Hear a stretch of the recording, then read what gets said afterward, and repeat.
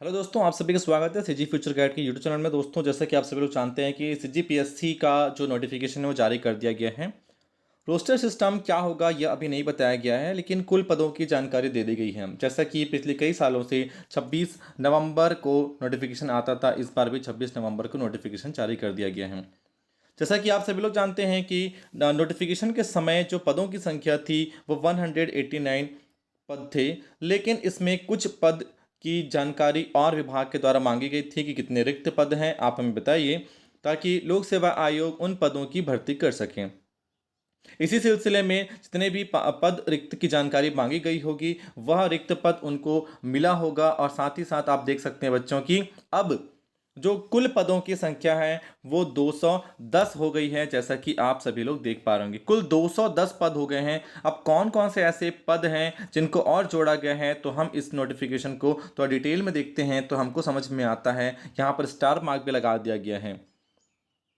राज्य पुलिस सेवा यानी कि डीएसपी के पदों की संख्या पहले नहीं थी, अब 8 पद हैं। अब इसमें किस कैटेगरी में किसको कितना मिलेगा यह तो बाद में समझ में आएगा, लेकिन फिलहाल हमें इतना समझ में आया है कि इतने पद डीएसपी के होंगे। और कौन से पद होंगे, जैसे कि आप देख पा रहे होंगे पॉइंट नंबर 5 में श्रम पदाधिकारी यानी कि श्रम विभाग में 5 पद होंगे ये। और यदि हम नीचे आते हैं तो सहायक संचालक आदिम जाति तथा अनुसूचित जाति विकास विभाग के अंतर्गत 8 पद और जोड़े गए हैं। इस तरीके से यदि सभी पुराने पद और नए पदों को यदि जोड़ा जाए तो कुल 210 पद होते हैं। तो ये अब पदों की संख्या 210 हो चुकी है। बहुत अच्छी बात है, इतने सारे पद हो सके। ये आगे आने वाले समय में ये और बढ़ सकता है।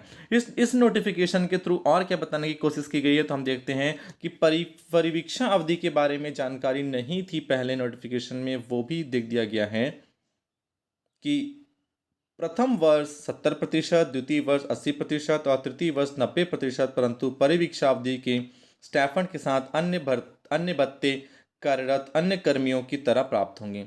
स्टाइपेंड तो मिलेगा, लेकिन जितने भी अन्य भत्ते हैं वो सभी के सभी आपको मिलेंगे। परिवीक्षा अवधि की समाप्ति पर जब सेवा या पद पर स्थायी किया जाता है, तब शासकीय सेवा का वेतन उस सेवा का पद को लागू समय मान का न्यूनतम नियत किया जाएगा, जैसा कि इन पिछले वाले विज्ञापन में जिक्र नहीं था, यहाँ पर जिक्र कर दिया गया है।